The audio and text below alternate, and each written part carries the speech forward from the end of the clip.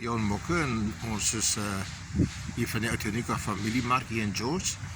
Ons is nou 10 jaar oud. Het is 10 jaar gelede, 19 November het ons die mark geopen. En so volgende week is ons dan 10 jaar open.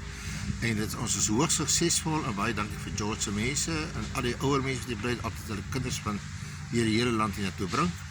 En baie dankie vir elkeen. Dit is hoogs suksesvol by die mark en ons is baie trots dat ons deel van George is. Baie dankie. Dion, hoekom dink jy is julle suksesvol? Ek dink het is suksesvol omdat ons mense opgelei is. Hulle is allemaal al 10 jaar by ons in diens.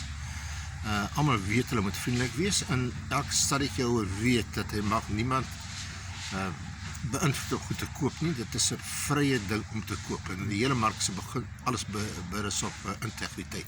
En julle het ook al gehelp om verskeie werksgeleenthede te skep. Ja, ons het ons mark se doel was heel in die begin gewees om 'n toerismebestemming te skep. Die tweede rede was gewees om entrepreneurskap te bevorder en die derde rede was gewees om geld in George te laat roteer en nie land uitneem nie. En so het baie mense hier gekom, jong entrepreneurs en 16 van hulle het die jare bedank en hulle eie besighede begin. En hulle is in 15 van hulle suksesvol, was dit een mislukking wat dink ek het 'n wonderlike leerskool was by die mark dan.